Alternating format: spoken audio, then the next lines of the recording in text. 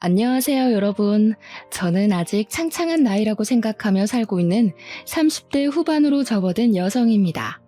매번 이곳을 찾아와서 다른 분들의 사연을 들으며 같이 웃고 같이 울고 하다가 제 이야기를 써보려고 글자를 적으니 뭔가 이상하기도 하고 쑥스럽기도 한 마음이 듭니다. 제 이야기를 과연 이곳에 풀어놓아도 다른 분들이 저처럼 웃고 울고 함께 저의 마음을 공감해 줄까 싶은 생각이 들어서 이렇게 글 써도 되나 하는 망설임이 생기기도 합니다. 혹시나 제 이야기가 재미없으면 어떡하지 하는 고민이 드는 이 밤에 아무래도 답답한 속을 달래줄 수 있는 곳은 여기밖에 없다는 생각에 글을 적어 내려갑니다. 저는 아직 적다면 적은 30여 년을 살았지만 다른 분들이 60대, 70대에 겪는 풍파를 모조리 겪었다는 생각을 이상하게 지울 수가 없습니다. 남들은 살면서 한 번 겪기도 힘들다는 갖은 순환과 시련을 저는 왜 이렇게 이른 나이에 겪게 되었는지 참 제 운명이 이렇게 기구한 건가 싶기도 하고요. 하지만 이제는 모든 일을 보내주었기에 조금 다른 생각을 가지고 살아보려고 합니다. 이른 나이에 겪게 되어서 남들보다 더 단단해진 제가 될 수 있었다고요.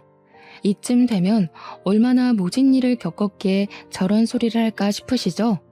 물론 기상천외한 놈들이 판치는 세상이라 제 이야기가 별거 아니게 느껴지실지도 모릅니다.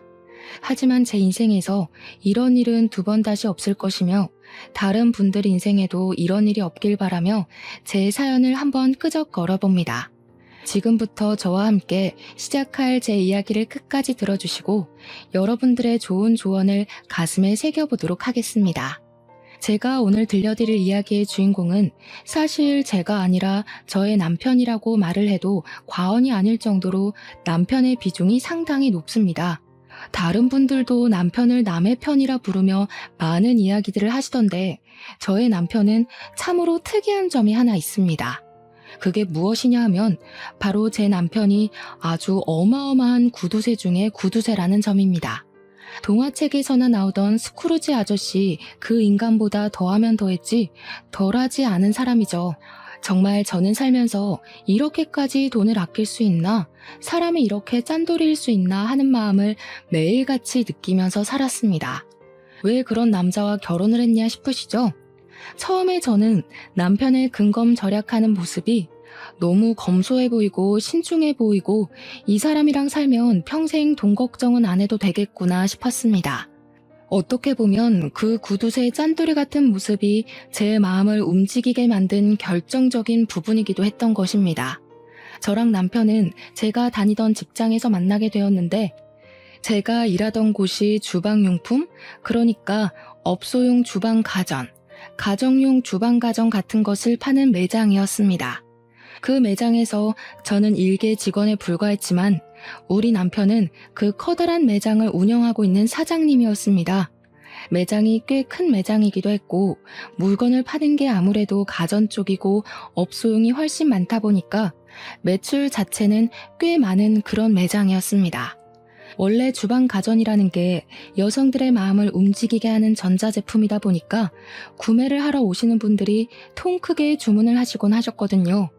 한마디로 남편은 현금을 꽤 만지는 사람이었습니다. 현금으로 사면 살짝 할인도 해드리고 수수료도 조금 빼주고 하고 있기 때문이었습니다. 거기다가 가게에 들어오는 가전들이 중고 가전들도 있었고 새 가전들도 취급을 했는데 다른 매장이 철수할 때 싸게 수입해서 번쩍번쩍 광을 내고 조금 웃돈 받아 팔기도 했었습니다.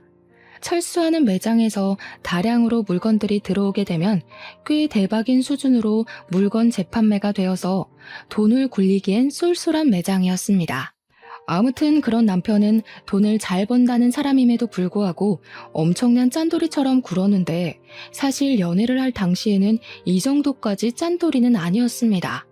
돈을 써야 하는 타이밍에는 팍팍 쓰면서 저에게 선물도 잘 안겨주었고 아낄 때는 그 누구보다 아끼며 사치를 절대 하지 않는 계획적인 인간처럼 보였습니다.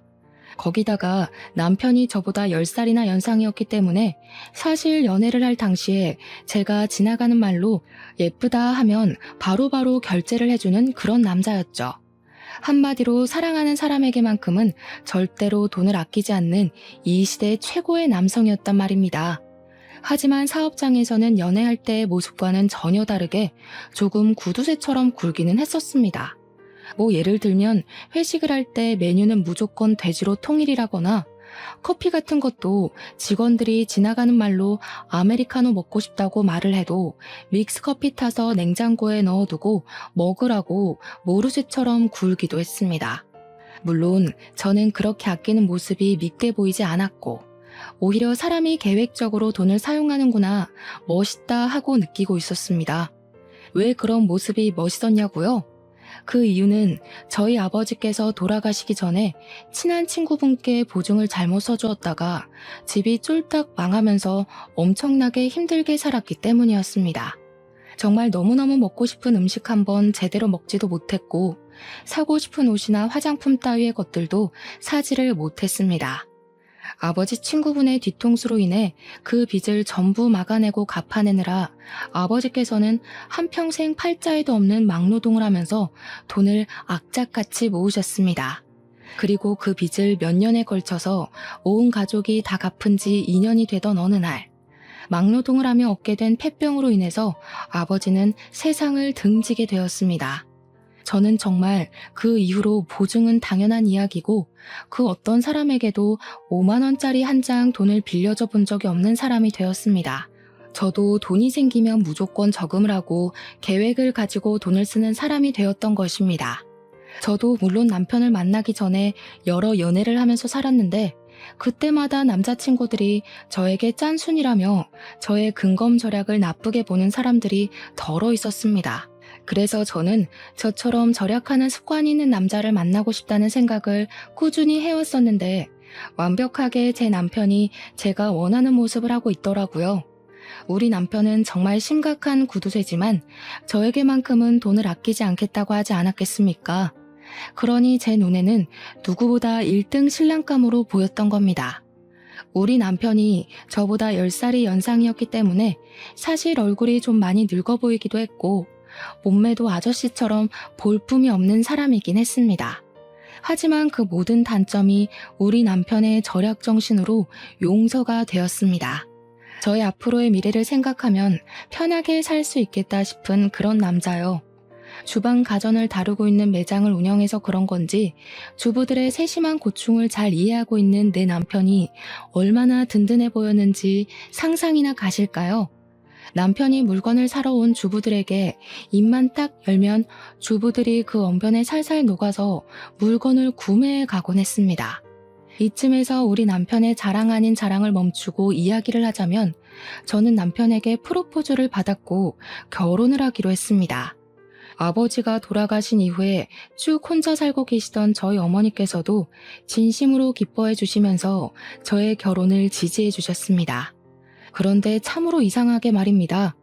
도총각을 제가 구제해주는 것이나 다름이 없음에도 우리 시모가 저를 별로 마음에 들어 하지 않는 게 아니겠습니까? 왜 그런 건지는 모르겠는데 대충 제 예상으로는 아들이 결혼을 한다고 하니까 본인에게 주는 용돈이 줄어들지는 않을까 걱정스러움에 결혼을 반대하는 것 같았습니다. 제가 30 중반쯤 결혼을 했으니 40 중반인 아들에게 얹혀서 살고 계시던 시모가 갑자기 아들이 결혼을 한다고 하니 앞으로의 걱정에 막막했던 것이겠죠. 남편이 그동안 시모를 완전히 모시고 살고 있었는데 남편 또한 저희 집처럼 일찌감치 시부를 떠나보내고 시모 혼자서 남편을 키운 한부모 가족이었기 때문이었습니다. 하지만 시모는 저희 어머니와는 조금 다르게 근검절약과는 거리가 있는 사람이었습니다. 이상하게 시모는 사치를 즐기시는 것 같더라고요.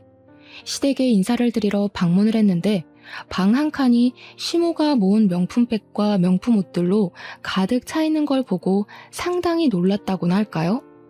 오히려 젊은 저보다 명품 브랜드를 훨씬 많이 알고 매번 새로 나오는 신상품들도 줄줄이 꿰고 있었습니다. 시모의 탐탁지 않음을 견뎌내고 결혼식을 올리고 신혼생활이라는 것을 시작하게 되었는데 진짜 결혼한 지 한 일주일쯤 지났을까요? 황당한 일이 벌어지게 되었습니다. 갑자기 남편이 운영하던 매장에 세무조사가 들어오게 되었는데 남편이 보유한 현금과 주식에 대한 세금을 내야 한다고 신고를 받았다고 하더라고요. 누가 했는지 모르겠지만 남편이 그동안 뒤로 몰래 숨겨놓은 현금들이 꽤 있었고 세무조사가 들어오게 되면서 남편은 그 돈을 다시 옮겨놔야 했습니다. 남편은 세금을 줄이기 위해서 백방으로 발에 땀이 나게 돌아다니며 물어본 결과 보유하고 있는 주식들만 와이프에게 양도를 해도 세금이 줄어들 것이란 이야기를 듣게 되었습니다. 남편은 세금을 내는 돈이 세상에서 제일 아까운 돈이라고 하면서 저에게 주식을 양도해주겠다고 이야기를 했고 사실 저는 끼름칙해서 싫다고 했습니다. 남편은 줄기차게 부부간에 양도를 하는 것이라며 절대로 법적으로 문제될 일이 없으니 안심하라고 저에게 주식을 대거 옮겨두었습니다. 사실 저는 세금이라는 건 국민이라면 누구나 내야 하는 부분이고 이런 행동이 탈세라는 행동이라 생각을 하고 있었습니다. 마음 같아서는 끝까지 받고 싶지 않았죠. 이렇게까지 귀찮은 짓을 벌이며 세금을 내지 않으려고 하는 남편이 이해가 가지 않았습니다. 결혼한 지 3개월이 지났을 때부터 저는 점점 남편에게 실망할 만한 일들이 생기기 시작했습니다. 남편은 병적으로 저에게 돈을 주는 것을 싫어했고 돈을 아끼기 시작했습니다. 어떤 일까지 있었냐 하면요. 제가 올이 나간 스타킹을 버리려고 하자 남편이 득달같이 달려와서는 멀쩡해 보이는데 이걸 왜 버리냐고 잔소리를 하더라고요.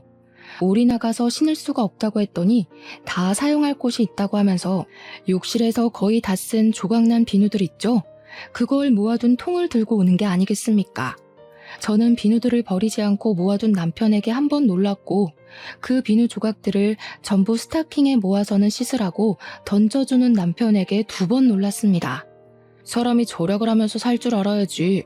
예전에는 이 비누들 다 모아다가 빨래하는 데 쓰고 그랬어. 아니, 스타킹을 빨아둔 것도 아니고 제가 신다가 올이 나가서 버리려고 둔 스타킹에 비누 조각을 모아서 거품 내서 씻으라고 하는데 누가 좋겠습니까? 저는 그 행위 자체가 너무 더럽기도 하고 찝찝하기도 해서 그 비누를 쓰고 싶지 않았는데 그 뒤로 제가 그 비누를 얼마나 썼나 감시를 하기 시작했습니다. 그런 숨막히는 분위기 속에서 신혼생활의 분위기가 좋았으면 얼마나 좋았을까요?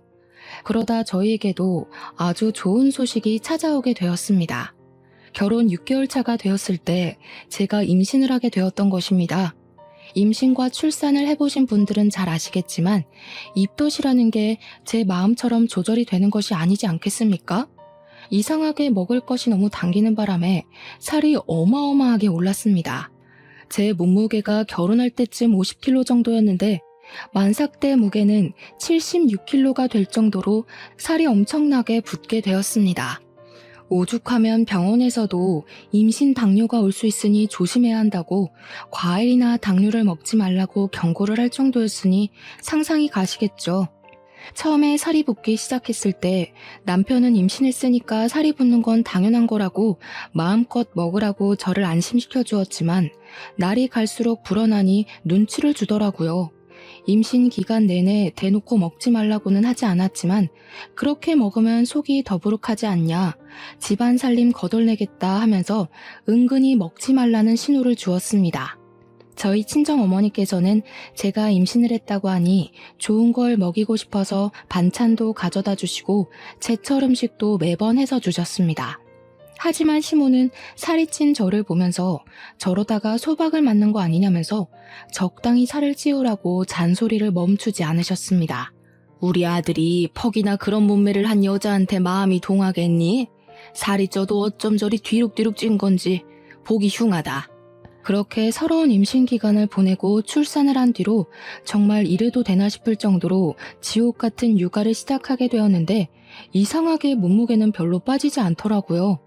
누가 그런 소리를 했었는데 육아는 운동이 아니라 노동이라고, 노동은 절대로 살이 빠지지 않는다고요.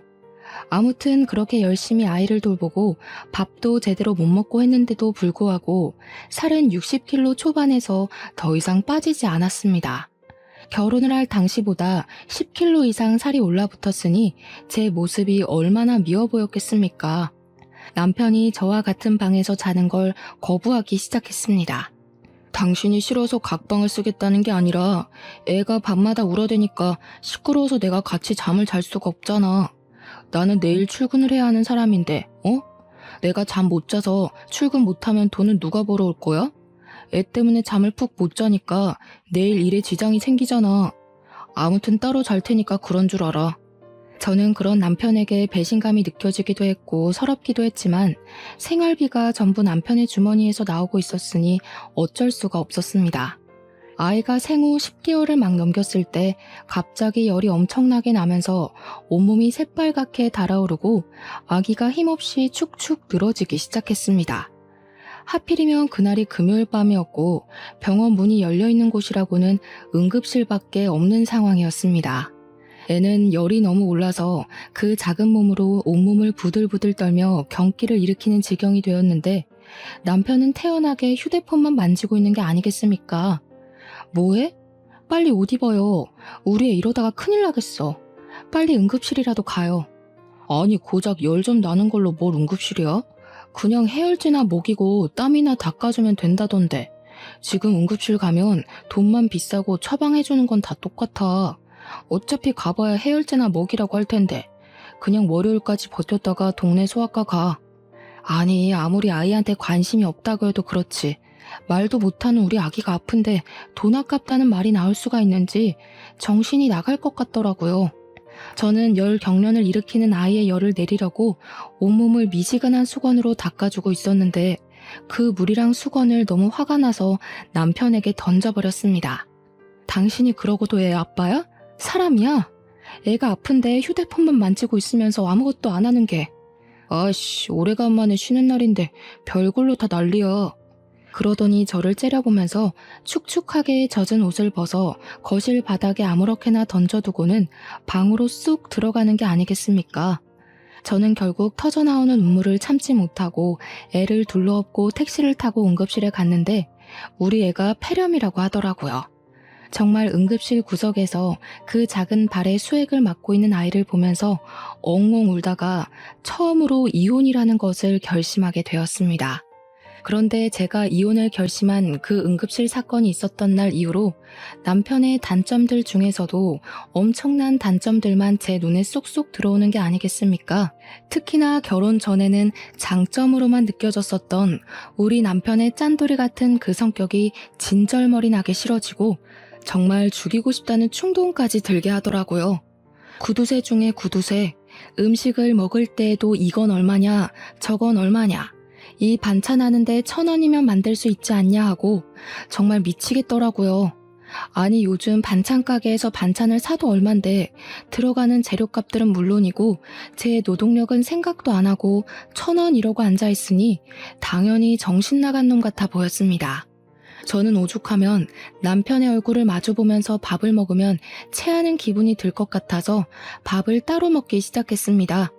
저는 애를 챙기느라 바쁜 와중에도 곧 다가올 돌날을 준비하기 위해 이리저리 발로 뛰며 돌잔치 장소도 알아보고 드레스 대여도 알아보고 있었습니다. 처음으로 맞이하는 생일이기도 하고 우리 아이만큼은 화려하게 첫 생일상을 차려주고 싶은 마음에 주위에도 돌잔치를 할 거라고 신나게 떠들고 다녔습니다. 당연히 우리 남편도 둘도 아니고 하나뿐인 아이인데 돌잔치만큼은 통 크게 신경 써줄 거라고 믿고 있었기 때문에 백방으로 알아보고 다녔습니다. 제가 미리 알아본 업체들과 돌잔치 장소들을 쭉 정리해서 남편에게 보여주면서 처음으로 하는 생일잔치니까 이게 어떠냐 저게 어떠냐 의견을 물어보았습니다. 그러자 남편이 너무나도 시큰둥하게 저를 바라보면서 이야기를 하더라고요. 어차피 첫 생일 애도 기억 못하는 건데 그냥 대충대충 싸게 하자. 돌잔치 오는 손님들한테 금이나 받고 현금이나 챙기는 거지. 누가 요즘 돌잔치에 이렇게 비싼 돈을 태워? 그중에 제일 싼데 아무거나 해 그냥. 손님들 어차피 뭐 즐기려고 오는 것도 아닌데 구색 맞추기잖아. 그래도 우리 아이 첫 생일인데 어떻게 대충 하자는 말이 나올 수 있어요? 대부분 다 나처럼 생각한다니까. 오는 게 있으면 가는 것도 있다. 딱 이 마인드로 참석하는 거야. 돈만 잘 챙기면 되니까 대충 싼 곳 잡고 뷔페도 저렴한 거 해. 남편은 그 뒤로 정말 아이의 돌잔치 계획에 단 한 줄의 의견도 첨가하지 않았고 저는 서운한 마음을 가득 안고 여러 업체를 알아보고 결정을 내렸습니다. 남편에게 이 정도 돈이 들어갈 것 같다고 말을 하니까 뭐가 그렇게 비싸냐고 더 싼 곳으로 알아보라고 저에게 핀잔을 주는 것이 아니겠습니까? 뭐만 하면 돈돈거리니까 저도 서운하고 기분이 나빠서 친구들을 만나 수다라도 떨고 와야겠다는 생각이 들더라고요. 그런데 남편이 정말 생활비로 주는 현금이 엄청나게 적기도 했고 카드를 쓰면 카드 내역이 전부 남편에게 문자로 전송이 되고 있었습니다. 밥 한 끼 밖에 나가서 사 먹는 일이 쉽지 않았다는 이야기죠. 그래서 창피하긴 했지만 남편에게 친구들을 만나러 나가게 현금을 조금 달라고 했습니다. 내가 준 생활비는 다 어디에다 쓰고 돈을 달라고 그래? 그렇게 사람이 계획 없이 살 거야? 잔소리를 실컷 하며 사회생활에서 받은 스트레스를 저에게 다 쏟아내더니 현금 딸랑 2만 원을 주더라고요. 친구들 만나서 얻어먹을 줄도 알아야 한다고 하면서 커피값으로 2만 원이면 충분하지 않냐고 하는데 그 돈을 받으면서 제 처지가 어찌나 서럽게 느껴지던지 친구들을 만나서도 이런 이야기는 차마 못하겠더라고요. 10살이나 많은 남자에게 시집가서 거의 노예나 다름없는 생활을 하고 있다는 걸 제 입으로 어떻게 말을 하겠습니까? 그런데 아주 통쾌하고 기가 막힌 나름의 복수를 할 기회가 찾아왔습니다. 저희 아이가 돌잔치가 있던 그 해가 어머님의 칠순인 해와 겹치게 되었는데 생일도 비슷한 시점이었던 것이었습니다. 남편은 저희 아이 돌잔치는 싸게 빨리빨리 준비를 하라고 손님들에게 돈만 걷으면 된다고 말을 하더니 시모는 최고급 호텔에서 칠순잔치를 해주겠다고 하더라고요. 너무나도 당당하고 뻔뻔하게 저에게 이야기를 하는데 제가 기가 막혀서 무슨 대꾸를 해야 할지조차 감이 오지 않았습니다. 우리 엄마는 고생고생해서 나를 키워주셨는데 내가 그 정도도 못해? 우리 아이는 돈 없다고 동네 지하 뷔페에서 싸게 하자고 하더니 어머님 칠순잔치는 뭐가 다르다고 그렇게 크게 하냐 이거지. 너 진짜 생각이 못됐어. 칠순이랑 돌이 같냐? 우리의 칠순 때는 호텔에서 하겠지. 그걸 지금 말이라고 하는 거야? 우리의 첫 생일인데 칠순이랑 다를 게 뭐야? 야, 너는 우리 엄마가 앞으로 살면 얼마나 더 산다고 그걸 질투하고 그래? 됐고, 그렇게 결정했으니까 앞으로 토달지 마. 남편이 질투라는 단어를 꺼내는데 얼마나 어이가 없던지 이걸 질투라는 단어로 포장할 수 있는 문제인지 모르겠더라고요. 저는 그 뒤로 이를 갈면서 어떻게든 남편에게 통쾌한 복수를 하겠다고 생각했고 짜증을 꾹꾹 삼키고 어머님의 칠순잔치 식순에 아주 특별한 순서를 넣기로 결심했습니다.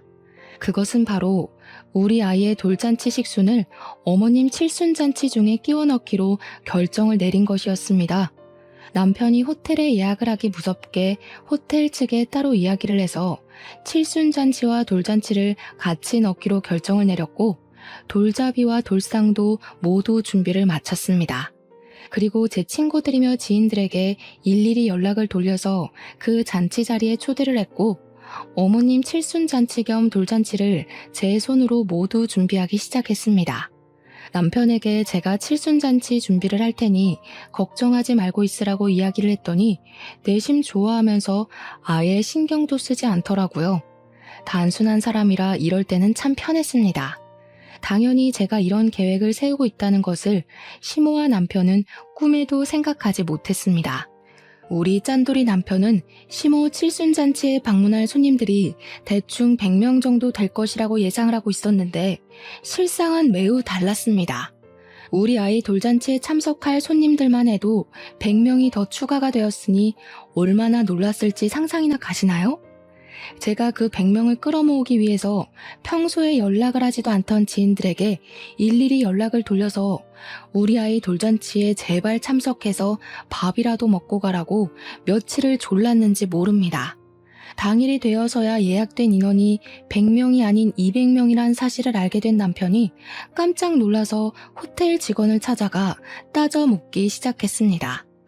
호텔에서 하는 잔치다 보니까 예약 인원수대로 식사가 코스 요리로 준비가 되었고 남편이 예상한 금액의 2배가 나오게 생겼으니 정신이 빠진 사람처럼 분주하게 돌아다니더라고요.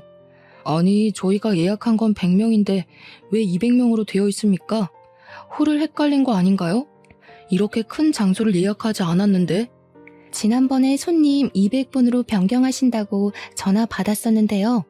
남편은 직원이 당황해하며 예약 변경된 인원이 맞는다고 말을 하자 울그락푸르락해져서는 저에게 무슨 짓을 했냐고 소리를 치며 대기실로 찾아왔습니다. 그런데 제가 이미 드레스로 갈아입은 상태였고 저희 아이도 돌잔치 드레스를 입고 있으니 남편이 입을 떡 벌리면서 뒤이어 말을 못하더라고요. 저는 남편에게 아주 태연하게 턱시도를 건네면서 어서 갈아입으라고 했고 남편은 손에 들린 옷을 보면서도 이게 무슨 일인가 의아해했습니다. 한복까지 곱게 빌려 입고는 칠순잔치 한다고 아침부터 신나서 미용실에 가서 화장까지 받고 온 시모는 저와 아이의 모습을 보고 당황해하더라고요. 당연히 본인이 주인공인 줄 알았는데 더 화려한 모습으로 나타난 며느리와 손녀를 보고 입이 떡 벌리신 거죠. 그 모습이 어찌나 통쾌하고 쌤통이던지 마음 같아서는 제자리 뛰기라도 하면서 만세를 부르고 싶었습니다. 어차피 당신이 돈을 아끼라고 했으니까 어머님 칠순잔치 때 우리 아이 돌잔치도 하면 되겠다 하고 생각했지. 당신도 얼른 옷 갈아입고 와.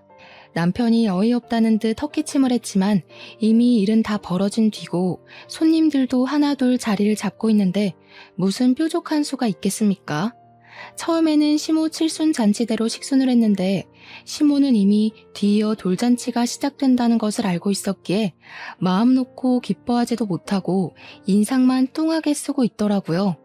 시모 친구들은 아무것도 모르고 있다가 사회자가 이제 2부 식순으로 우리 아이의 돌잔치를 시작하겠다고 하니 다들 벙쪄서는 시모만 쳐다보았습니다.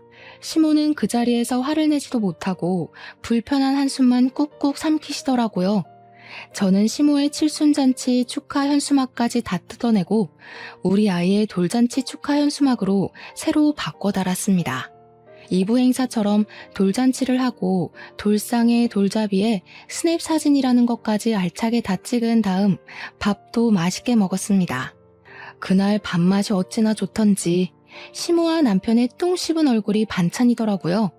그 이후에 남편은 식대로 나온 금액을 보고 온몸을 부들부들 떨었습니다. 애초에 자식 생일에 돈을 아끼지 않았으면 이것보다 당연히 싸게 먹혔을 텐데 자기 꾀에 자기가 넘어간 것 아니겠습니까? 모든 행사가 끝이 나고 옷을 갈아입고 나왔는데 분노에 휩싸인 시모가 갑자기 제 머리통을 확 치는 게 아니겠습니까? 네가 아주 내 친구들 앞에서 나를 망신 주려고 작정을 하고 덤비는구나. 순간 머리가 울리는데 저도 이성을 잃게 되더라고요. 열이 받으니까 눈에 보이는 게 없어서 저도 그만 시모의 머리통을 그냥 빡 날려버렸습니다. 아무래도 젊은 제가 팔 힘도 훨씬 좋지 않겠습니까? 애써 고정시킨 시모의 머리가 흐트러지고 옆으로 휘청거리시더라고요. 시모가 진짜 아프긴 아팠는지 눈물을 뚝뚝 흘리면서 남편을 바라보는데 남편이 씩씩거리면서 시모 편을 들더라고요. 너 정신 나간 게 틀림없구나. 지금 우리 엄마를 때려? 야, 너네 엄마가 내 머리통 때린 건 눈에도 안 보이냐? 야, 너네 엄마? 이게 진짜 그거랑 그게 같아? 어? 너 10대가 지금 얼마가 나온 줄 알고 이러는 거야? 이 홀 빌리는 데만 1,000만 원이야. 그런데 지금 10대만 2천만 원 나온 게 말이 되냐고. 너네 엄마네 손님들은 돈도 별로 안 내놓고 갔나 봐. 우리 애 손님들은 금반지에 돈봉투 아주 두둑하게 했던데. 그걸 왜 네가 챙겨? 내놔. 어머, 이걸 어쩌지? 현금은 이미 통장에 넣었고 금반지는 우리 엄마한테 녹여서 목걸이 만들어달라고 보냈는데. 그렇게 통쾌한 복수를 하고 난 이후 남편은 아주 치사한 방법으로 저를 괴롭히기 시작했습니다. 바로 생활비를 확 줄여버린 것이었습니다. 남편은 생활비를 줄이면서 저에게 돌잔치 때 돈 많이 챙긴 거 아니었냐고 그 돈으로 생활하면 되겠다고 비아냥거렸습니다. 저는 아기 분유값에 기저귀 값에 부가적으로 들어가는 돈 때문에 힘들어 죽겠는데 남편이라는 놈이 저런 식으로 나오니까 열이 받아서 더는 이렇게 못 살겠다 싶었습니다. 거기다가 저랑 애한테 들어가는 돈은 그렇게나 아끼고 아껴대면서 자기 먹고 노는 돈이랑 시모에게 들어가는 사치 비용은 하나도 아끼질 않더라고요. 맨날 말로만 죽겠다 죽겠다 하고 정작 쓰는 돈은 펑펑 쓰니 제가 열이 안 받겠습니까? 지 허리벨트 하나 사는 것까지도 전부 명품으로 긁어대면서 우리 아이와 저는 이렇게 거지꼴로 아껴 살아야 하나 싶은 생각이 들었습니다. 그러던 어느 날 항상 하늘은 불쌍한 자를 돕는다고 하지 않겠습니까? 우리 남편이 친구를 따라가서 돈을 더 불리고 싶다는 욕심에 큰 투자를 하나 하게 되었습니다. 물론 저에게는 비밀로 하고 가게 보증금까지 담보로 잡고서는 고위험에 속하는 주식 투자를 하나 들어가게 되었는데 사실 저희 남편이 투자를 잘하긴 하거든요. 엄청나게 좋은 주식이라는 말에 큰돈 한번 당겨보자는 심산으로 친구 따라 알아보지도 않고 아무 주식이나 들어갔다가 휴지 조각으로 변해버리고 만 것입니다. 있는 돈으로만 투자를 했으면 돈 잃고 마는 것인데 가게 보증금까지 걸어뒀으니 남편 발등에 불똥이 튀기 시작한 거죠. 거기다가 엎친 데 덮친 격으로 팔았던 물건들에 어마어마한 클레임이 걸려오면서 된통 그 값까지 뒤집어 쓰게 된 것입니다. 우리 남편은 순식간에 빚더미에 앉은 알거지가 되었습니다. 남편은 급한 불을 끄고자 시모에게 가서 돈을 좀 빌려달라고 했는데 저희 시모도 엄청난 사치왕이라고 하지 않았겠습니까? 당연히 돈 없다고 했다더라고요. 그 이후에 남편은 정말 정신나간 사람처럼 쉬지 않고 이곳저곳에 돈을 빌리러 다니기 시작했는데 어쩜 돈을 빌려주겠다고 나서는 친구가 하나도 없었습니다. 저는 그런 초라한 남편의 모습을 보면서 깨닫게 되었습니다. 남편이 오죽 짠돌이처럼 굴었으면 이런 위급한 상황에 돈을 빌려줄 친구가 하나도 없는지 말입니다. 저도 물론 근검절약하는 생활을 이어가긴 했지만 남편은 저와 수준이 다를 정도로 주위 사람들에게 돈을 아끼면서 살았거든요. 자기가 밥을 살 때에는 싸구려만 먹이고 남한테 얻어먹을 때는 하나라도 더 뽑아 먹으려고 애를 쓰는 사람처럼 살았으니 누가 남편을 돕고 싶겠습니까? 그것도 자기 매장을 운영하면서 돈까지 넉넉하게 만지는 사람이 없는 사람들보다 더 없는 모습으로 살았으니 친구들이 전부 진절머리가 났겠죠. 도울 때 확실하게 도울 줄 알았어야 했는데 남편에게 그런 지혜는 전혀 없었던 것입니다. 여보, 나 진짜 이러다가 가게 곧 나발이고 거리에 나앉게 생겼다고. 초가에 가서 돈이라도 좀 빌려달라고 해봐. 어? 저에게 사정사정을 하다가 돈 빌려오라고 윽박을 질렀다가 하는데 저는 그런 남편의 모습이 너무나도 웃겨서 깔깔거리며 비웃어 주었습니다. 남편이 정신나간 년처럼 웃는 저를 보면서 머리가 어떻게 된 거 아니냐고 우리 가족 전부 거리에 나앉게 생겼는데 웃음이 나오냐고 소리를 치더라고요. 저는 그런 남편에게 정색을 하며 이야기를 했습니다. 왜 웃으면 안 돼? 그동안 지사치하는데 돈 쓰고 할 때는 아까운 줄 모르고 팍팍 쓰더니 이제 와서 아쉬우니까 친정 타령? 우리 집에 도대체 뭘 해준 게 있다고 우리 엄마 돈을 가져오라고 하는 건데? 당신 진짜 양심 없다. 가족이니까 당연히 사이가 힘든데 한 푼이라도 더 쥐어줘야 하는 거 아니냐? 어? 당신은 우리 엄마한테 뭐 하나 해준 거라도 있어? 사람이 어떻게 매번 주거니 받거니 해. 이번에 도와주시면 내가 또 언젠가 도움이 될 날이 있지 않겠냐고. 지금 당신 꼴을 보면서 이야기해. 당신이 얼마나 짠돌이처럼 굴고 사람들을 못 챙겼으면 이렇게 힘들 때 나서서 도와주겠다는 사람이 하나도 없어? 가게나 정리하고 빚이나 막아. 그랬더니 남편이 입에 거품을 물면서 가게를 정리하고 나면 우리 가족들 전부 뭐 먹고 살라고 그런 소리를 하냐고 화를 내는 게 아니겠습니까? 정말 연애할 때랑은 판이하게 다른 모습으로 저에게 신경질을 내는데 제가 그동안 이딴 저급한 인간을 남편이라고 믿고 살았다는 게 후회가 되더라고요. 저는 이혼을 확실하게 결심한 뒤였기 때문에 속이 후련해질 때까지 남편에게 비아냥거리기로 결심을 했습니다. 내가 이대로 혼자 죽을 줄 알아? 내가 망하면 우리 가족 전부 다 망하는 거야. 왜 우리 가족이 다 망한다고 생각해? 당신만 망하는 거야. 나는 당신이랑 이혼할 거거든. 저는 이혼을 결심한 이후에 품에 소중하게 안고 지냈던 이혼 서류를 남편에게 떡하니 내밀었습니다. 남편은 이혼 서류를 받아들고서 한참을 씩씩거리며 분노를 참지 못하더니 저에게 삿대질을 하면서 목에 핏대를 세우고 말을 하더라고요. 누구 마음대로 이혼이야? 이 옆에 내가 편하게 살게 해줬더니 감히 내 뒤통수를 치겠다는 거야? 편하게 살게 해줘? 누가 누구를 편하게 살게 해줘? 당신이 나한테 그동안 했던 짓을 생각해봐. 얼마나 치사하게 굴었는지. 한 푼 두 푼 아껴서 지금까지 일도 안 하고 먹고 살게 해줬으면 감사한 줄 알아야지. 내가 힘들 때 도망을 가겠다는 게 뒤통수지 뭐야? 지금 나한테 소리 지를 사람은 당신이 아니야. 우리 엄마지. 어떻게 보는 눈도 없어서 이딴 놈이랑 결혼을 하고 3년이 넘는 시간을 같이 살았냐고 화를 내도 우리 엄마가 내야 한다고. 내가 마트에서 장 볼 때, 친구 만날 때, 아기 물건 살 때마다 그게 꼭 필요한 거냐고 되묻던 당신이 나를 편하게 살게 해줘? 너네 엄마가 명품백 살 때는 돈 한 번 아낀 적이 없으면서 내가 장바구니 하나 살 때마다 눈치를 주던 당신이 그런 소리를 해? 그렇게 아껴 살아서 겨우 한 짓이 투자 실패라니. 당신 벌 받은 거야. 나는 절대 이혼 못하니까 그런 줄 알아. 어디 옆엔 내가 집에서 애나 돌보고 집안일이나 할 것이지 큰 소리를 떵떵 치고 살아. 누구 마음대로 못해준다 만다야? 당신이 못하겠다고 버티면 나는 소송이라도 할 테니까 그런 줄 알아. 제가 소송까지 불사르겠다고 하자 남편은 씩씩거리다가 갑자기 소리를 꽥 지르면서 저에게 생각난 듯 말을 했습니다. 내가 신혼 초에 넘겨놨던 주식 있지? 그거 그대로 있지? 네가 가진 내 주식 다시 내 계좌로 돌려놔. 그거면 급한 불 맞고도 남지. 내놔. 처음에는 남편이 무슨 말을 하는지 이해를 못하고 있다가 곰곰이 생각을 해보니 남편이 세금을 덜 내려고 제 계좌로 옮겨두었던 주식이 생각나게 되었습니다. 저는 남편에게 끝까지 유익한 일을 하고 싶지 않았기 때문에 발악하는 남편을 두고 간단하게 챙긴 짐을 들고 친정으로 도망치듯 나왔습니다. 남편은 제가 이러다가 말겠지 하고 생각을 했는지 저를 찾아오지도 않고 메시지만 열심히 보내더라고요. 지금 돌아오면 용서해주겠다, 생활비를 더 줄여버리겠다 하는 아주 추잡한 메시지들을 보내면서 저에게 주식이나 빨리 확인해보라고 하더라고요.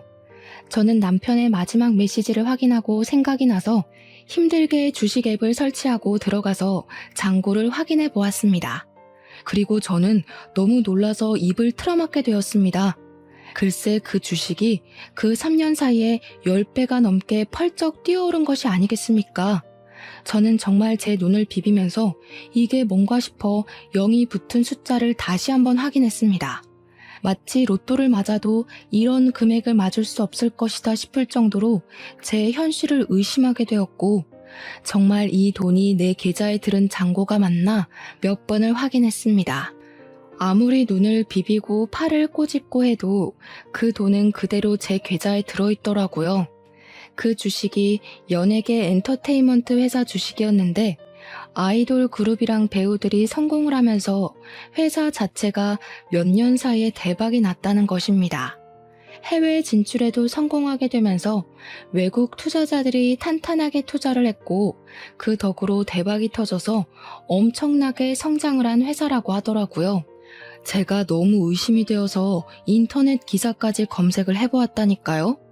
처음에는 분명 1억 조금 넘는 금액이었던 주식이 3년 사이에 10억이 넘게 불어난 걸 보니까 왜 사람들이 주식을 하는지 알 것 같았습니다. 남편은 저에게 확인을 해보았냐고 당장 돌려달라고 말을 하는데 제가 그 돈을 왜 돌려주어야 하는지 모르겠더라고요. 사실 부부간의 재산이고 그 당시에 세금을 내지 않기 위해 양도했던 것이기 때문에 저의 재산이나 다름없는 돈 아닌가 싶었습니다. 그동안 저에게 돈을 가지고 치사하게 굴었던 적이 한두 번이 아니었던 남편에게 이 주식이야말로 정말 복수의 마지막을 장식할 수 있는 기회 아닌가 싶었습니다. 저도 갑질을 하기로 마음을 먹고 변호사를 찾아가서 시집살이 당했던 것, 남편이 생활비로 치사하게 군 것, 마지막으로 양도받은 주식 이야기까지 모조리 털어놓았습니다. 변호사는 저에게 세금을 피하기 위한 불법적인 수법으로 양도를 했기에 이 주식을 굳이 돌려주지 않아도 된다고 말을 하더라고요. 재산 분할을 해달라고 해서 나누게 된다고 하더라도 유책 배우자가 남편이기 때문에 얼마 못 가져갈 거라면서 저에게 단단히 버티라고 하시더라고요. 변호사님까지도 제 편을 들어주시는데 제가 화려한 뒤통수를 때려야 하지 않겠습니까? 남편이랑 시모는 그 주식값이 뛴 것을 보고 계속해서 저를 귀찮게 했지만 저는 그들을 완벽하게 무시했습니다. 결국 남편의 가게가 넘어가고 가게며 집이며 전부 빨간 딱지가 붙어버렸고 우리의 신혼집 또한 경매로 넘어가게 되면서 남편은 시모 집에서 얹혀 살게 되었습니다. 시모는 망해버린 아들이 돈까지 주지 않으니까 사치를 못해서 답답해 죽겠다며 읍소를 했습니다. 결국 둘 다 저를 찾아와 무릎을 꿇고 빌면서 한 번만 도와달라고 사정사정을 하더라고요. 제가 가진 돈의 반의 반만이라도 나눠주면 안 되냐고 잘못했다고 말입니다.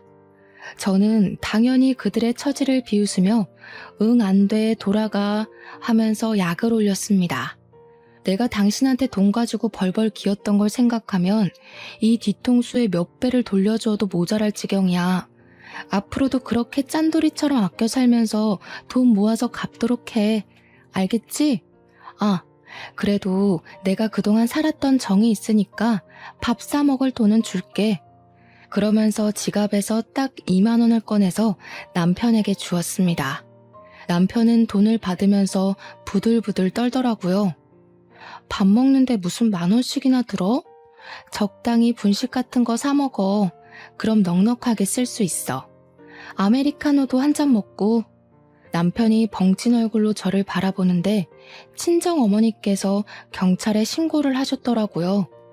여기 주거 침입한 사람들 당장 잡아가라고요. 경찰이 와서 시모와 남편을 잡아 끌고 가는데 끝까지 시모는 발악을 하고 남편은 망연자실한 얼굴로 아무 소리도 못하고 질질 끌려나갔습니다. 결국 남편이랑은 7개월의 소송 끝에 이혼을 하게 되었고 재산 분할해주라는 결과가 나오긴 했는데 주식의 10%만 주면 된다고 하더라고요. 쿨하게 딱 1억 송금해주고 끝냈습니다. 저는 남편 덕에 공짜로 얻은 돈으로 우리 아기를 잘 키우면서 행복하게 살고 있어요. 거의 9억이 넘는 돈이 생긴 덕분에 지금은 친정 어머니와 함께 여유 있는 생활을 즐기는 중입니다.